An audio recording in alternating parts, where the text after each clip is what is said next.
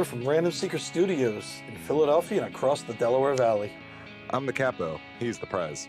And this is Sons of Ben, the pod. Everybody, welcome back to what can only be called episode Bill Berge, episode 66 of Sons of Ben, the pod. That might be the greatest 66 ever, and it's the greatest maybe 60s number in Philadelphia sports. Devin, Bill Berge was a legendary linebacker for your Philadelphia Eagles in the glory days of the 70s and 80s when they really sucked. But yeah, we finally got the highlight reel. We finally got a recognizable number. I think he still does like car commercials locally. You might see him somewhere. He's got like a high pitched voice, but he's like a big burly man. Oh, that's Bill Berge? That's Bill Berge, man. God, we're gonna Wikipedia you two before we start doing these. I'm telling you. It's Honestly, gonna be a quiz. I don't know if Devin can figure out what the median demographic age of our listeners are, but I don't believe they're Bill Berge enthusiasts. I could be wrong. I mean, your father does listen to the pod. This Sunday, all the Bill Berge fans are going to be coming to Devin at the tailgate and letting them know. You're lucky you're not making that game, buddy, because Bill Berge would be lighting you up. Here's a fun little personal fact on Mr. Berge. His son, Jake Berge, is a retired lacrosse player for the Philadelphia Wings. That's how I know him. Because I used to remember his child playing for the Wings. That's a thing. Okay, that's the Berge family. Now we've reached across all the generations. That's good. Yeah, I mean, and this is when the Wings still wore like, silver and red and black and not, Wingston. No, shout out to Wingston, though. I can appreciate anyone who could rotate their head like the woman from Poltergeist. Now, speaking of women, we will have a guest later on in the episode, so we'll tease that now and let you know. It's going to be a learning episode, Adam, so put your thinking cap on. There's going to be a quiz and everything at the end, but we're excited for our guests to come on. Let's do some housekeeping here. Remember, Beer the Pod, Yards, 2SP. I've got the old Loyal Lager, and then I'm going to move on to a Filthy Hazy. Adam, I think you've got something from 2SP. I have the Up, and Away. The New England Double IPA. And I realize why it's a New England Double IPA is because it sucks to live in New England so much that you need to drown your sorrows with as much alcoholic content and hops as possible. Without a doubt. The only thing higher than that alcohol content is the New England Revolution or top of the table. For now, they'll drop down, don't worry. I was just going to say Bruce Arena's pants, but that's also a true story. True. All right, so SOB News. Remember to renew, everyone, because you're going to want to be a member. I'm just going to tell you right now, we're gonna do the worst leak I've ever done. We are planning, and producer/tailgate director Devin can confirm, a tailgate this summer that will be for members only, no exceptions, and it will blow your effing mind. That's all I'm going to say because we don't have all the details. We will tell you first, but if you miss this tailgate, you might as well become a DC United fan, and we'll talk about how shitty they are later on in this episode. So remember to renew. We got trips. Nashville's coming up July 4th. The flight options end May 31st. So if you want to get the full package, you've got to put your deposit down. If not, you're going to kind of be on your own. And remember, that game is going to be Friday night, not Monday now, because the MLS switched the schedule. So if you're thinking about Nashville, and let me tell you, Nashville's kind of cool too, because we found out a couple of people that are going that were like, oh, that's kind of cool. Like, there will be some access to people within the organization during this trip. So Nashville, July 4th weekend, it's going to be a good time. We got Miami coming up. You got Orlando coming up. So check out our website or Philly Sports Trips. And I'll make this brief. Mexico City. CONCACAF has told the union that they have to hold tickets for Club America fans, and that means Club America's got to hold tickets for us. But we don't have any details as of yet except for the dates. So hang in there. Calm down. It's in August. We will have a package and details to go. But it's CONCACAF, it's Club America, it's Mexico City, it's COVID. You're not just jumping on Spirit Airlines and going there safely. So just calm down and we will get it to you. New merch is here, and more stuff is coming. So just keep an eye out. We will have merch at this tailgate. So if you couldn't get Supporter Shield merch or any of the new merch, it will be in the tailgate lot. And I just wanted to say thank you. In the NAC, the last couple of weeks, we put out a call for the Bernadine Center because they needed some household supplies, toiletries, diapers, that kind of thing, that the people that rely on the Bernadine Center for food and just support, that was one of the big needs. Sister Sandra called us and goes, "We're good. Y'all flooded us. Like, we are good. Can you stop sending stuff?" So good work, everybody, because we helped out the Bernadine Center, and I think it's something that will just pop up once in a while because it was so easy to do, where it was, hey, let me get to this Target thing, and it gets sent to Sister. So look for more things like that in the future. Speaking of doing good, save the date, Saturday, the 5th of June. We're teaming up your fave trash man to do a cleanup in Chester. So that's going to be a good time. We'll probably have beverages in the lot afterwards for everybody that volunteers.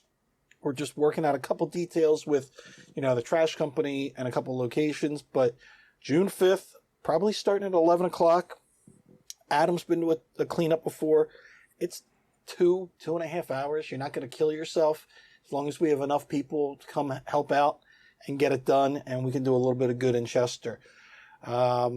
Contract makes me say World Cup 2026, Philadelphia 2026.com. Let's just make sure you get on there and play for the bid. The bid, it's heating up now. June, July, there's going to be more events. We'll let you know. Think Old City, think Independence Mall. There's going to be a lot of stuff going on about the bid, free soccer clinics, that kind of stuff. FIFA is going to visit, as well as with the bid. Our friends at Premier League Live will probably be rescheduling in the fall. So we'll have news on all of that here for you. We got to get the NBC does their own home city, basically, because I know Rockefeller, like 30 Rock is in New York, but then since they're owned by Comcast, they're basically a Philadelphia company now. So they're just before we shut down NBC Sports, we need to get to Philadelphia and do that one big thing we were trying to do. Yes, they do. So we will be there. We'll be representing the Union. We'll be representing all of your premier teams except Tottenham. And we'll be representing the World Cup. So speaking of representing, you only got 1 or 2 weeks left, I believe. Drunken Union Zoom. Adam, I keep not making it, which I really have to make it before it ends. But have you been on? Have you seen Tannewald's tears yet? Look, man, it's sad, And I understand all good things must come to an end, but there's a vibe, It's feeling solemn, that something that was a beautiful. It came from nothing, and it made something really nice and very unique to Union fans.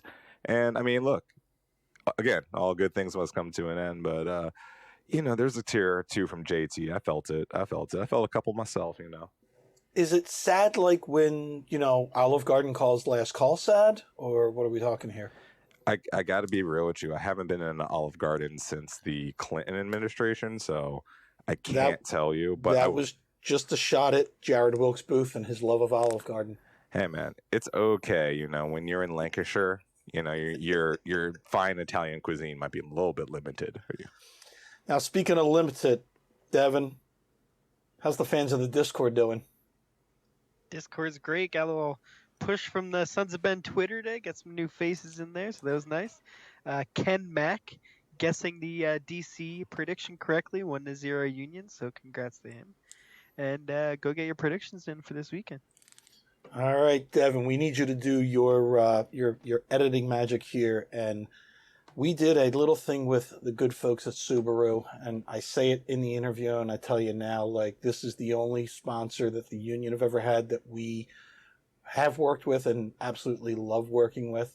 And hearing this interview and our little talk, we'll let you know. So, Devin, roll that beautiful bean footage. I kind of want you to do the little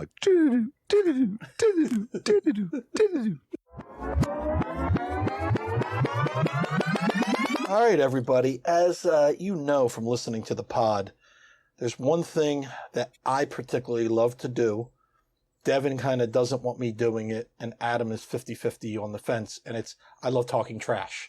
But today we've got a completely different way of talking trash. So we've got a very special guest that's going to do the first time in pod history. It's going to educate you, the listener, you, the member, about trash and what you should be doing in Subaru Park. So I am proud to announce person I think is a legend already, just from the little bit I've heard about her background.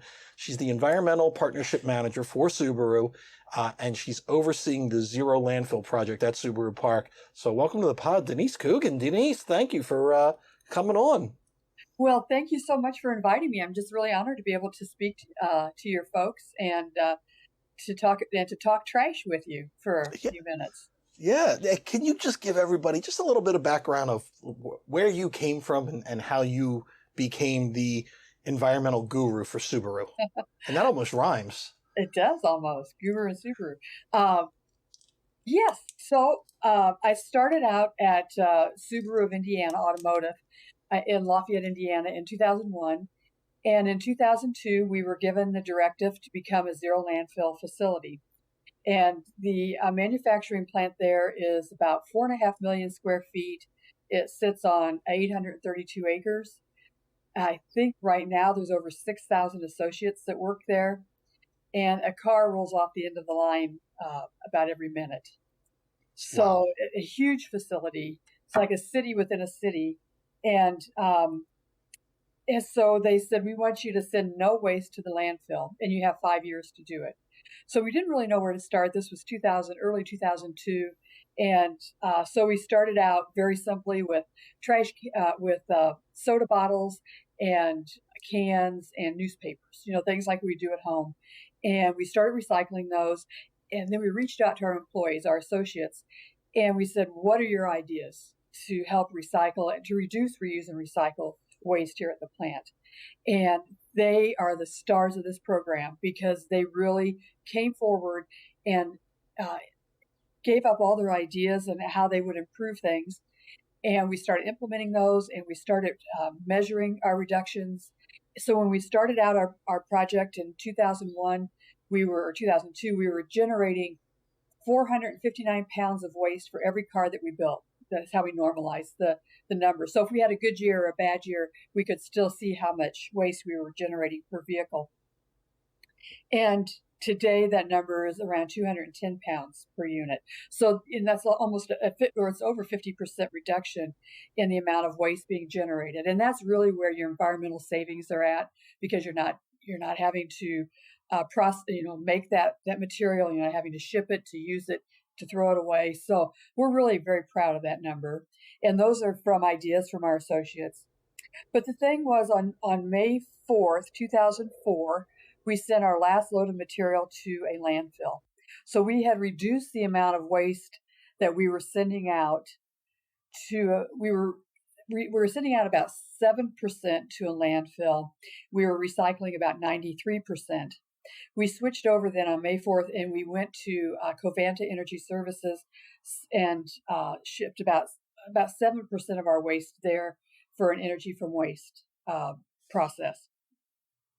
We've since reduced that amount over the years down to about 3% or so now. But so that's kind of how we did it. And so we've taken what we've learned there at the plant, and we've shared those ideas with over 900 companies across the country, all kinds of companies, from rocket ships to potato chips.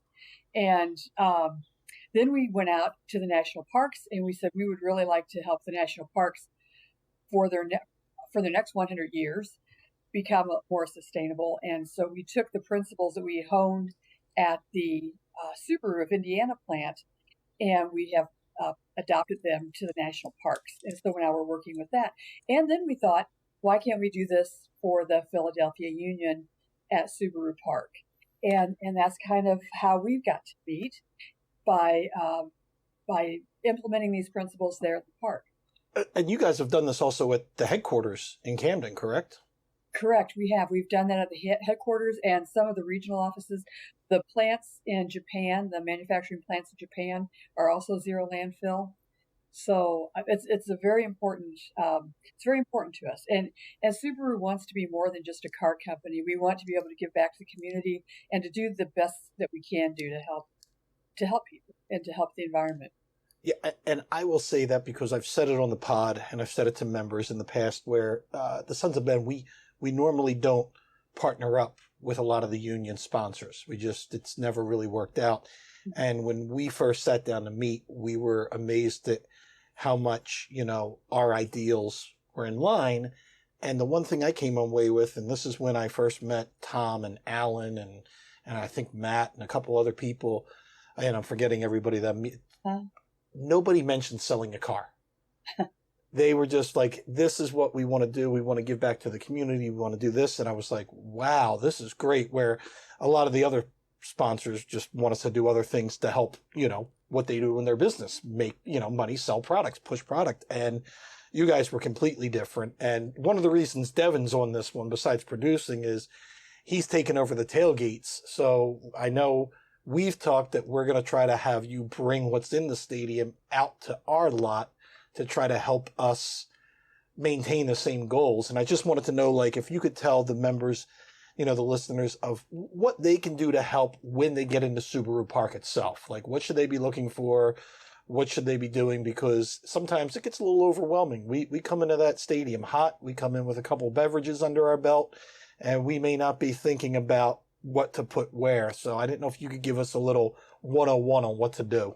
Sure. I will say, when I met with you, I don't think I met with you, Matt, but I went back to see your area there at the park, and I was so impressed by how you all reuse those banners, and you're doing some really good things for the already. And so I'm anxious to be able to work with you and to help that along a bit. But when you go into the park to enjoy one of the soccer games, I think what's important is to be mindful of what you're doing. So as you're leaving, say you're going out at halftime and you have your a beverage can or something, make sure that goes in the blue container. And if you have like a partially eaten order of French fries, make sure just the French fries go in the composting green container, and then everything else would go into the black container. So if you have a bottle, cup, or can, that goes in the blue container, only food in the green container, and then in the black container, everything else would go.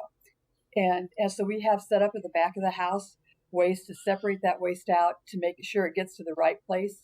And so we're composting the food, recycling the bottles, cups, and cans, and then sending to waste to energy what's left over.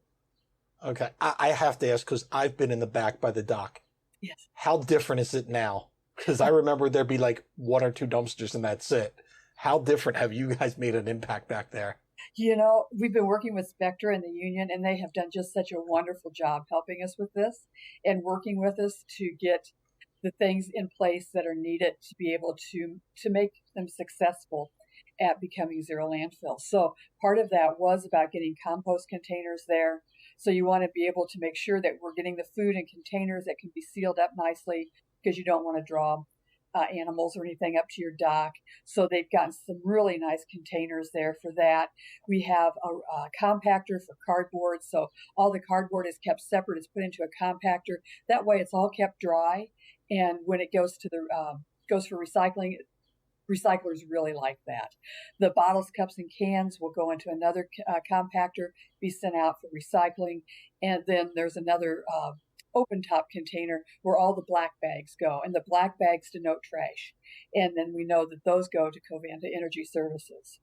So it really has, they've done a great job, and they've done the signage and the labeling of everything has been really good. Everything's color coded the same at the front of the house that the fans see, is same color at the back of the house where the employees are at. So they've really kept that theme going. So no matter where you are, you're kind of getting that in your mind. You're kind of getting that, blue is recycling, green is compost, black is trash.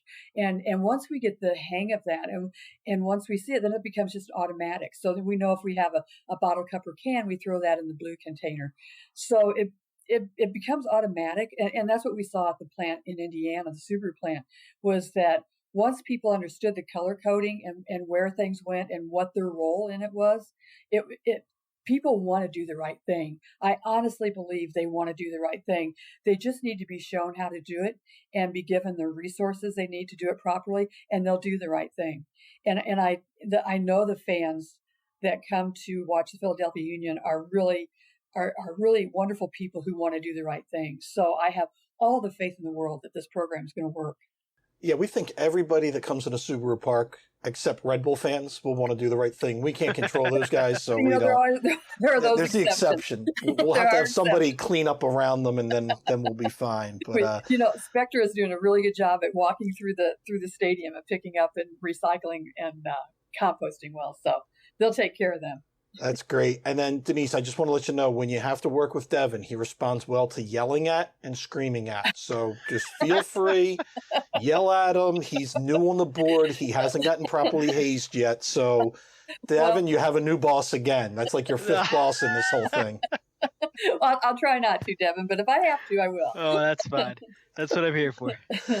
Denise, thank you so much for coming on and telling everybody. And we look forward to having you back in. And, of course, coming to the tailgates and hanging out with us and getting to talk to everybody and maybe having a beverage before work, I think that would be nice. I'll try to make my way back there. I've been underneath the volunteer tent for the games, but I'll make my way back to your area this next game. It's part of your role as ambassador. You have to come back there. If I have to tell Tom, I'll tell Tom. I'll let him know. Don't worry about it. Okay, you have my back, Matt. Thank you. I got you. Thank you so much again, and we will talk to you soon. Thank you so much. I really enjoyed it. Thank you. All right, Adam, after that, do you know which trash can you're supposed to use for your compostable items and your recycling items and your straight-out cardboard yet? The purple one. There you go. You failed, but that's all right. We know you will learn sooner than later where to recycle so you can help Subaru Park and Devin's Tailgates, because that's what we're going to call them now, Devin's Tailgates, become zero landfill. Subaru Park's the first park in MLS to become zero landfill. That's the goal. And we would be the first supporters group to follow through and make sure that we are not putting anything in a landfill, that it would be recycled. So if you can, help out. All right.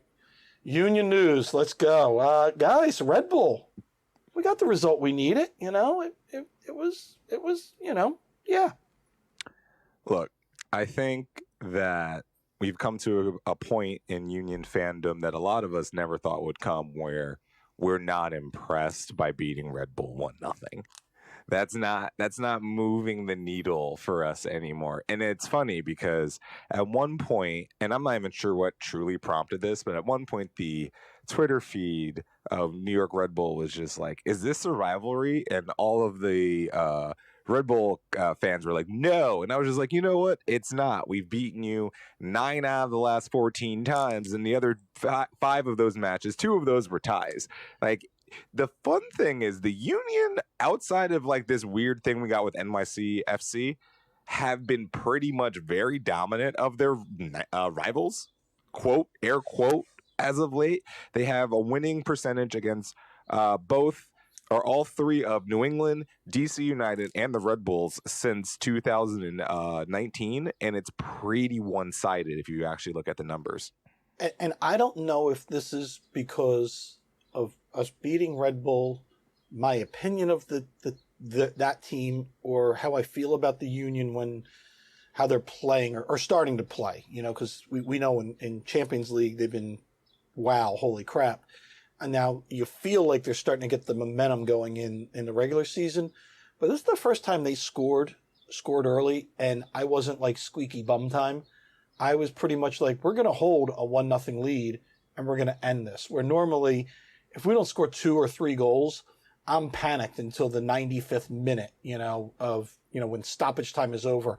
I'm still like, oh, we could so Union this and we can lose. Where I was, for me, pretty relaxed during a 1-0 game. So I don't know. I don't know if that's just, my feelings of the team now. Maybe I'm becoming super homerish. I'm not sure. But Devin, what you think? Because you were there, lovely Saturday, running the tailgate, probably your first 12, 13-hour day in your life. What you think about that game? It's rough times. Rough times out here. It's a long day. By the time I get to the game, I am a little tired. I understand why Adam does not tailgate too much.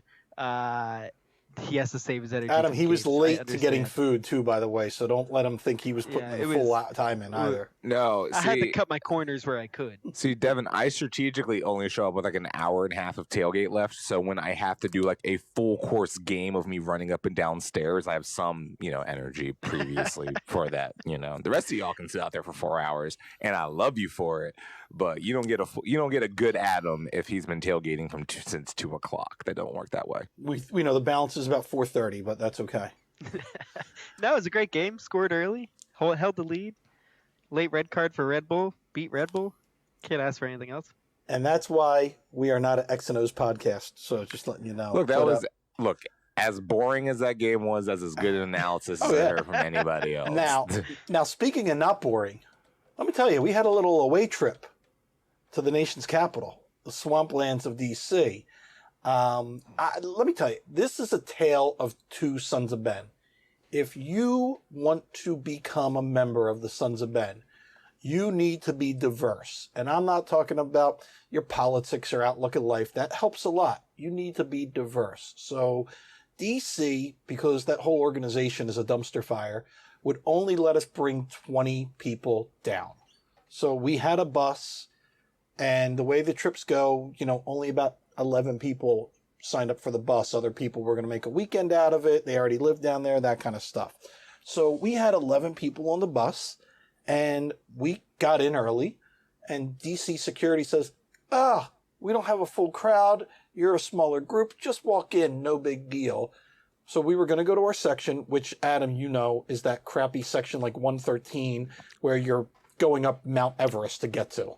Look, I also enjoy, treks up Kilimanjaro before I watch a soccer match. I mean, look, thank you, DC United, for making a beautiful stadium that has the verticality of a rock wall. Yeah. So we'll get into that. So we were, let's stop and get a drink before we go to these seats. And because of, I guess, the COVID, the bar that we were going to go to was closed. So then our good friend Gigio, thank you, Gigio, goes, hey, last time I was here, I went to the Heineken Sky Deck.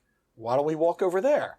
And the Heineken Sky Deck is next to their supporters section. So we're like, sure, why not? So as we are walking up to the Sky Deck, Adam, do you know who the first human being I saw wearing a Union kit was when I walked up to the Heineken Sports Deck? Fang? No, friend of the pod and your roommate, Richard Leibovich. Look, I told him he has to make a new set of keys for me. I left my other ones in Harrison. So Richard was there. So, those of us that went up there were hanging out with Richard. A couple of those college roommates, we're just having a good old time. And Devin, I think I told you this, and the man must be a ninja. But as we were amongst this little group of people having some beverages up on the Sky Deck, pinkies up, Jay Sugarman sneaks up behind me. And Jay stayed to mingle with the group. So we were sitting there as Sons of Ben, as ambassadors to your beloved group, supporters group. We were hanging out with two of the owners, having some beverages. And then we decided, we're going to stay up here and watch this game instead of climbing those stairs, which was we were standing. We got to support. We were mingling with the DC fans. Everything was nice and fine. We're having a good old time. And we got to watch, right in the stoppage time of halftime, Casper pull a beauty out. Not a lot of TVs for us to watch the VAR, but we saw the referee do the old box, and we're like, yeah! And some of the DC fans in the Sky Deck were like, you guys can leave now. We're like, nope, we're staying. We're good. So, no, good game. Now, I know, Adam, you got to watch it at the Larimer, so you've got a story or two. And then we would continue with our coverage, and then Devin can tell us about when he was sitting on the couch watching this. No, it was a good time at the Laramie. It was Morgan's going away party as she's going down to Tampa very shortly. And that was very subtle, Matt. And when you talk Tampa, you got to pop bottles, man. Look, I didn't even mention my hometown yet. He's already drinking. But yeah, and that was a really good time. It was good to see her off. And, it was a good victory. We got our boy. Wait. Was that imposter of a podcaster there that rips off all our guests? If you give me like 4 seconds, I would have said the cornrowed mastro, the name Christian of the Hooligans. Yeah, he was right there with his beautiful fiance and dog. This dog was magnificent looking. That was the star attraction of the evening for me personally. Do you know the dog's name? No, not off the top of my head, but I was drinking a lot, so I can understand it. Nutmeg. Oh my God! How did I forget that? He How do even you not said know it outside. nutmeg? First off, he You were- even said it several times. But Aye. I apologize to Christian. But again, I did compliment the fact that he had like Kawhi Leonard level cornrows. Which, as a person who had cornrows as a youth, I respect anyone who can really get it down. Like one of the best things, low key sidebar, one of the best things that happened to African American men is the pandemic, because it allowed all of us to grow our hair out and really give our fantasies to our last froze that we know professional life doesn't allow us. But if we're stuck in the house for a year, we can let these things go all Don King on us, and we love it. Don King, Julius Erving, the best. Only the finest humans. I really don't feel like I should put Don King and Julius Erving in the same sentence. Like, those are not the same reputable level of man, but I understand why it was done. Just massive and well-known froze, that's all. So, yeah. True, so, my guy, true. So you got to at least watch some of the game at the Larimer, right?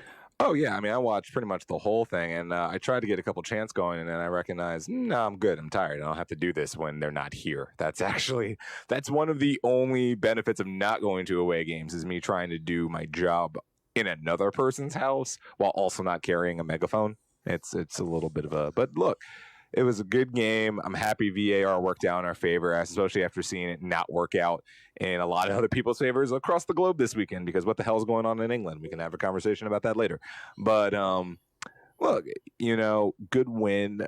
The Casper got on the score sheet, which, he's been doing that fairly regularly this year.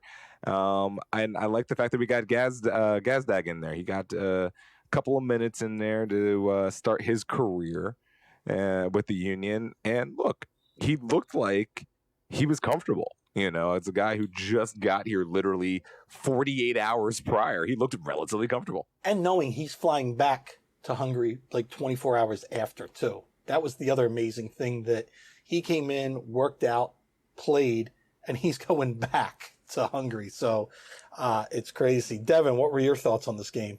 DC game is great.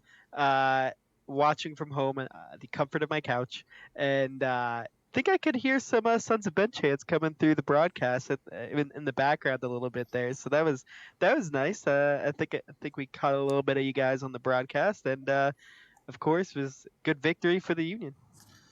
All right, now let's talk about the other side. If you're a member of the Sons of Ben, the side that I like to say, it's not pinkies up, cocktails. This is you in the streets now.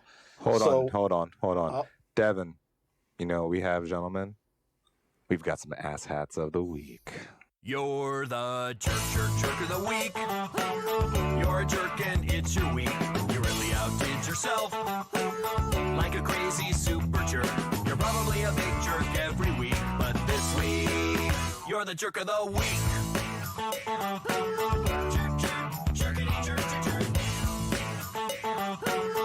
Oh yeah, you're the jerk of the week.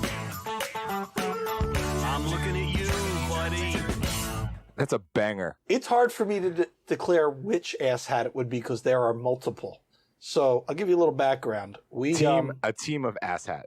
Oh, the team, half the supporter section. It's just, so we, like I said, we were up on the Heineken deck, and we were talking, and there's a lot of Union fans there. So we talked to two guys, and I forget their name right now, and I apologize in advance, but they were like, hey, we're thinking about joining the Sons of Ben. And we're like, well, we're walking back to the bus. We actually have the supporter shield on the bus, because DC wouldn't let us bring it into the stadium, because I guess they haven't seen the trophy in 15 years, so they didn't want to be reunited with it. Burn. So we went back to the bus so they could get a picture with it. Now, again, DC United decided that we didn't need security to walk out of there. So we're like, fine, we'll be all right. So we get out there, and we're having the guys take their picture with the shield right by the bus. As we're going by, DC United fans decided to start yelling at us about the shield. So, Adam, what do? What do you do, Maddie? I grab that shield and I give it the old, yeah, and raise it up to them. Well, all of a sudden, the Lollipop Guild got really angry, and they waddled across the street to come confront us. So we're pretty sure we know which group it was. As fast as things escalated, they calmed down. But just to let everybody know, none of those guys even came close to the shield. Like, I had the shield in my hands. The one guy goes, you think you can flaunt that shield in our house? I'm like, yeah, I just did it. Like, yeah, calm down. And then my girlfriend grabbed the shield, put it back on the bus, and then there was a little, like, tussling. Now, I do want to point two people out. One, there was some little coward that ran behind Jess and stole her scarf. So I'm like, congrats to you. You are such a tough man that you took a scarf off of a 110-pound girl.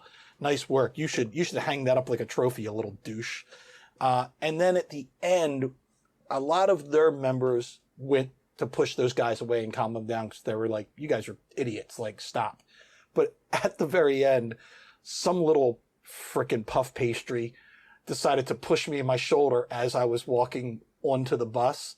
And I turned around and he was fat guy, like, half running down the street, like, woo, I pushed the guy, and kept running. And I'm like, go have a croissant, buddy, stay off the heavy sweets. So, yeah, that was DC in the streets, man.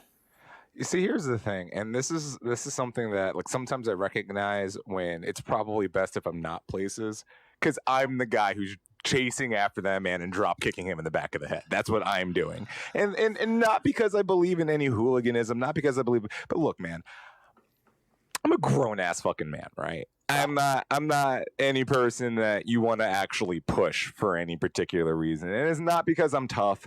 It is not because I'm trying to show my machismo that I am stronger than you. It is because I literally just don't give a damn about you enough to not break your face if it's necessary. So it's like, when that kind of stuff happens, it irks me, especially if you touch a woman, and if you harass our freaking office. Like, this is the thing for me.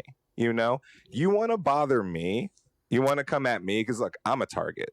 Being a capo, being loud, being the person that I am, I'm 1,000% a target. So if you want to come at me, please, by all means. You're going to lose, but please, by all means, come at me. But when you start coming after the people I actually care about, this is a problem. And this ain't freaking Buenos Aires, people. This is Washington bleeping D.C. Calm your shit. Go home to whatever part of Virginia you're from and keep it moving. Because here's the thing.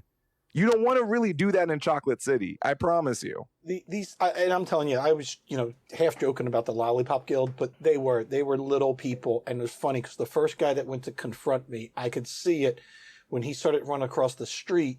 All of a sudden he goes, oh, that guy's 6'1" and 215 pounds, and I'm 5'2".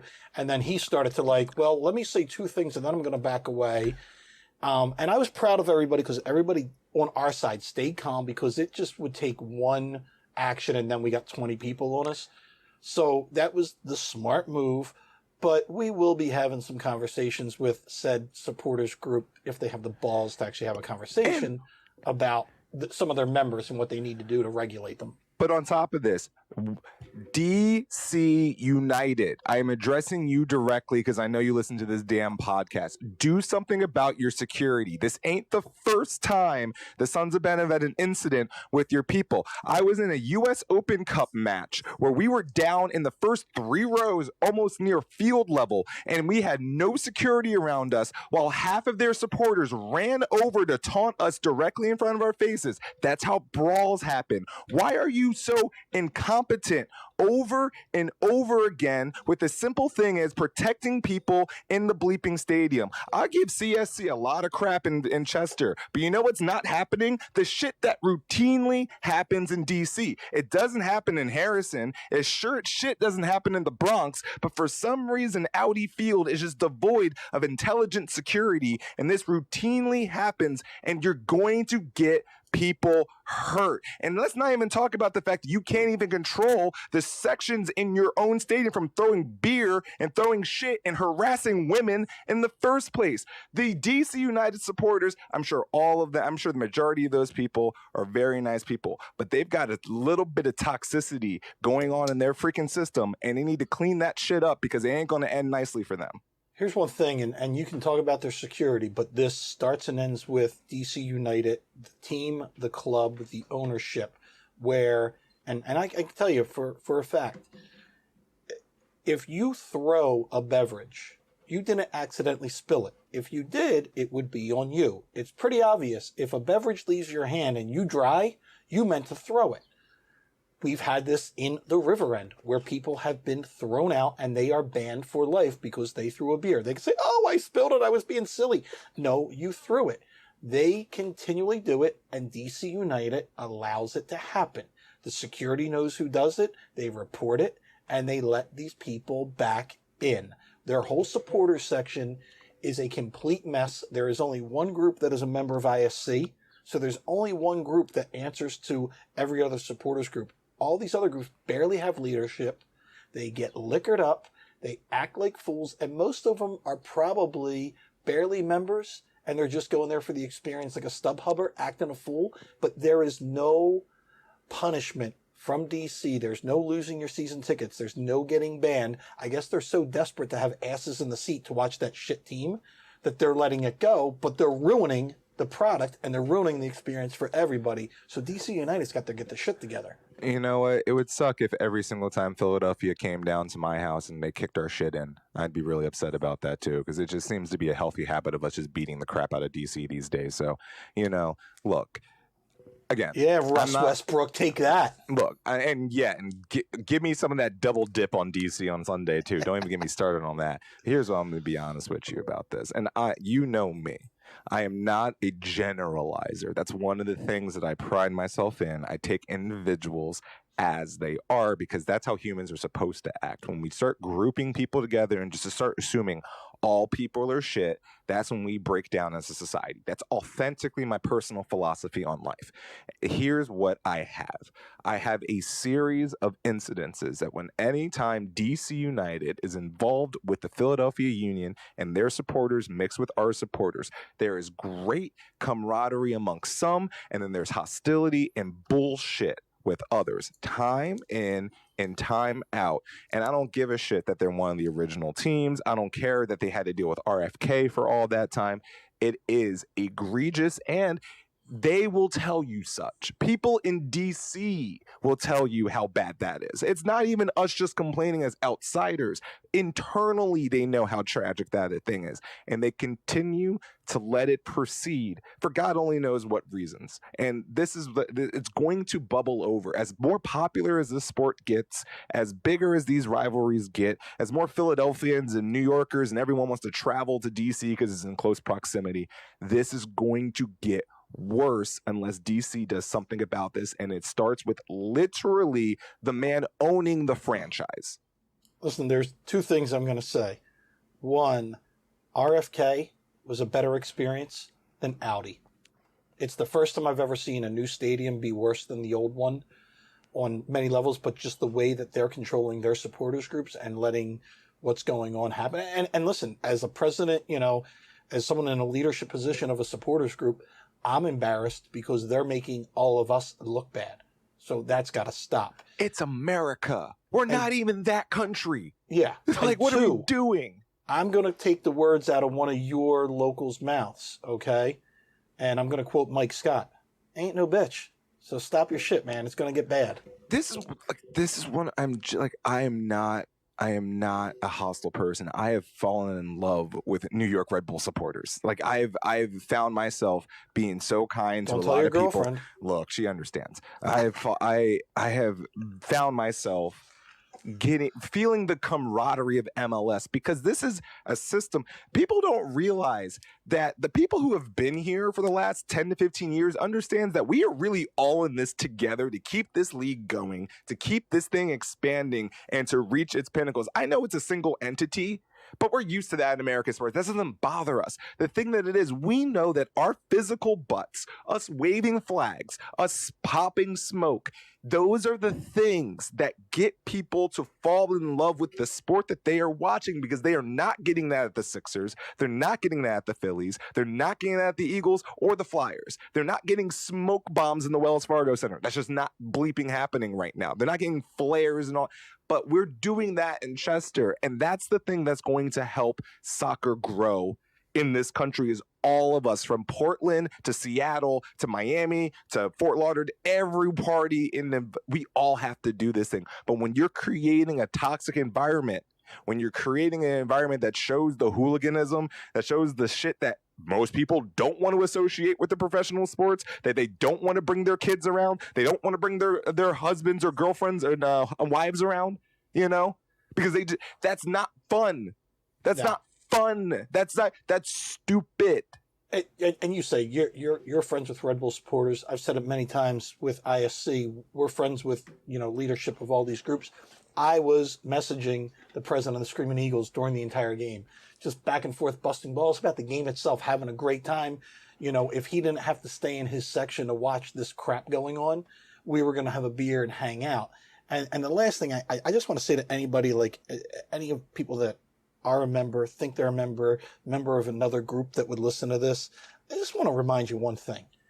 If you've got to say you're a badass out loud, guess what? You're not. So stop acting like it. No, look, man. This is Philadelphia.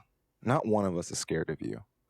Not we all got shit in our, we've all gone through the mud. Doesn't matter who we came from, doesn't matter how we got here. We've all been through the shit. And we are supporting the least supported sport team in the most sport-crazed city in America. We are made of titanium. We are built different. I don't want to hear this crap anymore. I'm not, and here's the thing. You're not bringing it to my house. And that's for sure. All right, now speaking of built out of titanium, we're going to turn this to something positive. We're going to talk about two gentlemen that, just like the three of us, are from this area, that are built with something special. And what they have done this year is they have taken their talents to the old countries, the continent of Europe. And do you know what the alumni of the Philadelphia Union have done in 7 months, Adam? In their new task of conquering Europe, you know what they've done? What they've done, my man? They won trophies. Won trophies. Yo, I mean, look. Shout out to Bear, Delaware. Shout out to Medford, New Jersey. Shout out to the Del Val. Look, we create stellar athletes. We make superior shit down here. I don't know what to tell you. And the fact that not only did Aronson go over there, and this isn't like Aronson goes over there, he plays 6 matches and he gets a medal. He was a direct contributor to Red Bull getting that trophy this year, and he deserves that medal and that celebration. Sorry, both of the trophies. And he deserves both of those medals and both of those trophies as much as anybody else on that roster. And look, man, it's so nice to see these guys. Look, yes, this is the Union, right? We're never going to be a club we're going to be a selling club. In our best days, we're going to be a club that sells our product to bigger clubs and hope they succeed. And it's just really, really nice to see, the first batches of what is shoring to be a steady stream of prospects get over there and succeed immediately. I mean, what Brendan Aronson must think European football is easy. He went over there and must think, well, this ain't that bad. This ain't that tough. I could do this. I mean, the one thing, and the reason we mentioned, because I know the last pod we talked about them winning cups, the reason I brought up was they got to celebrate with their fans. So if you follow Mark McKenzie, you got to see him on top of a stage celebrating the fans. I don't know if any of you guys saw any of the interviews with Aronson and how he directly credited the Philadelphia Union and his father for his development as a player and as a man.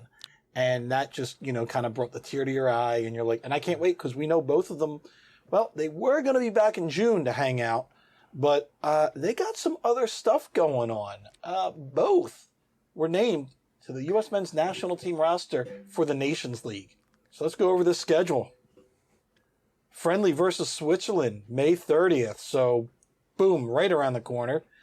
Nations League goes June 3rd through the 6th. Then they've got a friendly against Costa Rica, June 9th. So hopefully June 10th, 11th, 12th, we're going to be popping Patron with Mark McKenzie and, well, not Aronson, not yet. He's still 20. We can only drink with him over in Europe. Sorry. Or maybe in the woods of Medford. We can all hide in the woods of Medford and have some beers with him. No, we'll go to Chinatown. I know a couple spots. So both those guys, like, holy crap, are both named on that team. You know, so big news for them. Can't be happier. And I'm sure everybody that's a Union fan, member of the Sons of Ben, is going to want to follow their career for the rest of the time. So on this pod, we will keep following what those guys are doing and continue it as more of the Union, you know, guys move overseas and start winning trophies. So yeah, congratulations to those guys. Look, again, you know, congratulations to those guys. And like, I am so happy to see the fans back in Europe because like we could talk about, like, we want to talk about how everyone came into soccer. You know, I can talk about the probably 40% of my generation, probably even more that because the Portland Timber fans. Yeah, the ones who invented. It's like Al Gore with the internet. No, it's like legitimately like I remember watching soccer as a kid. You know, not a lot of it, honestly, but when I did, I thought the crowds were the best part. You know, it was the chants, it was the people in the stadium. And it was interesting, too, to me because they weren't always wearing the jersey of the team. Because, I mean, it's cold as shit in England. So you're wearing pea coats, you know, you're wearing jackets. You might just have a scarf on. You might just have like a jumper or whatever. But it's just like you saw the passion and like the only time I ever felt close to it was watching hockey for the first time. When you saw someone score a goal and just you understood how important that one singular goal could be. Because like I come from basketball and baseball and football and all these sports in between, tennis. And like one point is just so like, okay, you know, in tennis for Christ's sakes. But it's like in soccer when you just see one goal go in and you see people literally start crying. Like the Sergio Aguero goal for Man City, that is one of the most beautiful things I've ever seen in my entire life. You know, like authentically, that's fucking art to me. Because it's just, you look at that, you look at the people crying, you look at the people who understand it, you understand the context, you understand that somewhere in another part of England, Manchester United is watching this at the same time and their heart is breaking in real time. And it's the cross-city rivals. And you're just like, who writes this shit? Like, what script was this created out of? And you're just like, this is why we fall in love with sports. And I'm so happy, even though if it's only for the last 2 weeks of the season, that the EPL, that, you know, Bundesliga, some of these people got their fans back. Because that's what it's all about, you know? And it's funny how you talk about how one goal was so important. I thought you were describing the one goal we got in the Union season 2013 to 2017, where that one goal just made me cry. And I was like, this is the greatest thing ever. We finally found the back of the net. We can get a haircut. It's you're right. One goal is important. I will tell you this, and I'm the first person to expose my emotions when it comes to this. I cried at the Corey Burke goal that won us the Supporter Shield, like laid down in the middle of the aisle and started bawling like a baby because I knew it was sealed then. The first, obviously the Cole goal that gave us like the lead was great, but like when but the first goal, not Santos, why did I say Fafa? Anyway, the Sergio Santos goal that put us away was in front was great, but when I knew Burke got that second goal, that's the reason why I got him on the new jersey, was just like, I want to commemorate that moment where I knew Philadelphia was going to add something to our trophy cabinet. And like that, like, I'm so happy we were allowed to do that. I was so worried that we weren't going to be able to celebrate that. And I'm Adam, so happy. do you know who else cried at that moment that Corey Burke scored? Corey Burke? Producer Devin, because do you know why he cried? His daughter kicked him. What song do we sing to Adam, to Devin? Scory, Burke, do, Scory, Burke, do, score. And here's the thing: every time we do that chant, I try to find Devin in the stands just to see his disapproving face. I'm glad it's not just a coincidence that every single time it's like Adam's I right look in front for of you. Here's the thing: it is a coincidence that I'm always in front of you, so it's not a hard search. But I always will look for you because I know where you sit. So I'm always just like, Devin, where is he? I love that chant so much, but then you see the pain of all these parents and toddlers, and you just laugh. No, here's the thing. At this point, I believe they get it. And it's almost ironic where they're just like, you know what? This song that has brought me so much pain before is now bringing me pleasure because I understand the context of it in this moment. So, yes.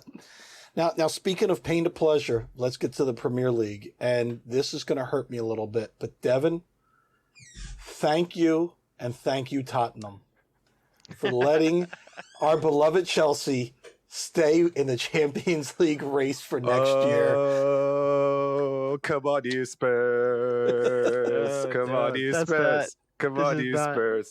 Come on, you Spurs. This is the list of things that I did not expect on the podcast today. It was Adam, of all people. Because of oh no, we're gonna get into him. Hold that thought. Wait.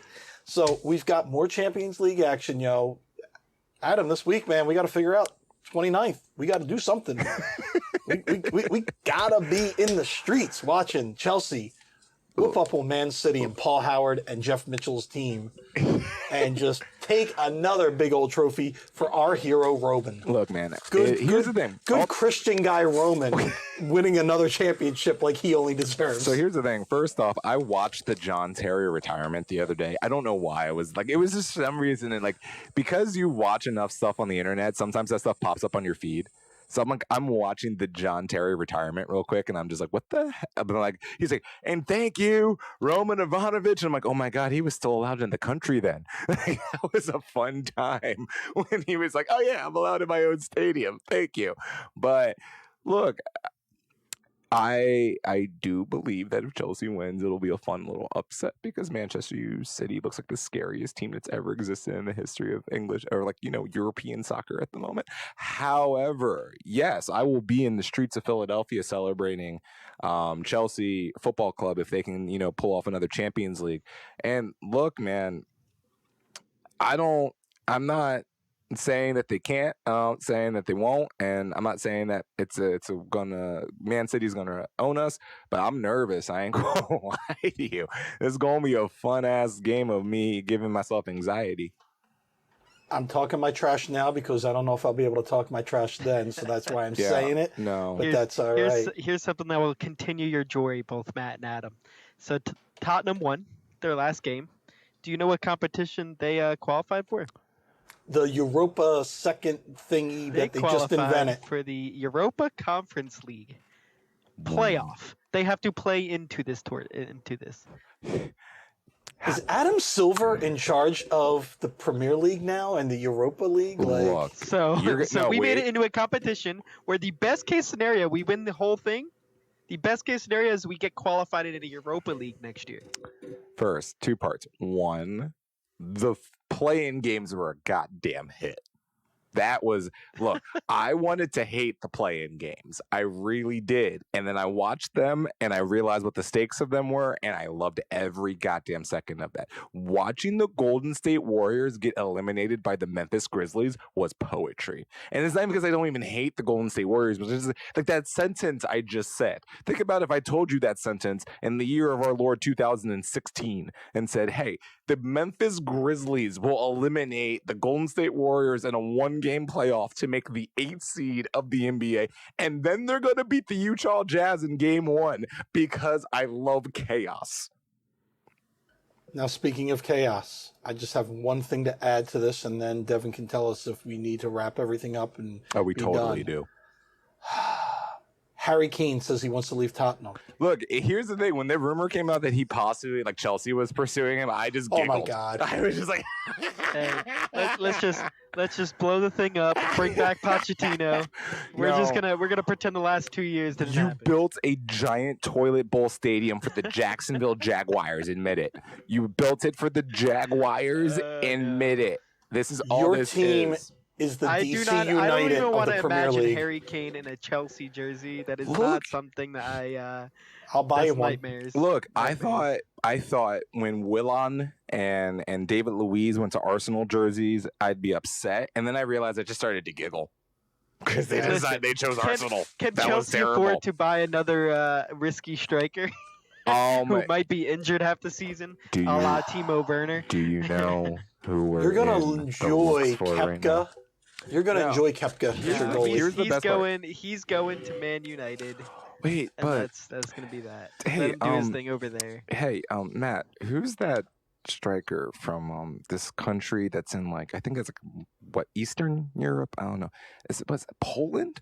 Poland, I think the country is we're thinking of. I think that's your countryman, right? Right. Yeah. I heard he was kind of over the Bayern Munich experience a little bit, and I don't know. Do you know anybody who got a pocketbook to just let another Polish striker just show up in West London? Oh, I thought you meant Chester because we were talking to Jay and that was a done deal. Well, here's the thing. First off, Kasper Szabelko should totally be called up by Poland's national team, and if they don't, they're stupid. Secondly, you know that if anyone is going to try to sign himself some Lewandowski, it's going to be that Chelsea Football Club. So, look, That's man, right. we can admit that the Timo Werner thing didn't necessarily work out. You got to look, he was great over there. Doesn't necessarily translate over here, but the man just scored 41 goals in fucking Germany. So, I'm going to see what we can do with that real quick. We'd be okay with that. So yeah, That Harry sounds Kane. fun. It's options. Kane, It's got options. Lewandowski, Harry Would you rather Kane, buy Erling Lewandowski. Haaland, Oh my- Mbappe, or No. Kane? See, the problem with Erling That's Haaland the- is he's too young to be a Chelsea player. He's too green. He's definitely going to Barcelona. That's like he wants to be somewhere sexy. You go to Chelsea to win trophies. You don't go to sit on a beach. You don't go to see women. You're not going to West London for the women. You're going to Barcelona. You're going to Spain. You're going to all these lovely places on the Mediterranean. So I think Haaland's going to be far away from here. But no, so I can't wait to see Harry Kane in Chelsea blue. It's going to be beautiful. Devin, Yes. we will get you a jersey. Adam and I will split that. We will split the cost of that jersey No, so you we'll can just have it. get Devin. It might be the Chinese version, like not the real authentic. We'll but, get Devin a collection of white paper towels and then put a Nike logo on it because that's the Tottenham's Hotspurs kit for 2022. They are made out of recycled water bottles. Yes, so Yeah, are they're the made Chelsea from Bounty kits, paper and they're towels. still not that terrible. Like the Oh, Chelsea no. kits are terrible. They're not Tottenham Hotspurs MLS white jersey. Everybody, this was episode number Bill Berge. Go Google him. He's a great. And so is this episode. So thank you, everybody, for listening. And we will see you on Sunday against the team that invented soccer. Your Portland Timbers versus your Philadelphia Union. So everybody, aloha, Felicia. It's going down. I'm yelling Timbers.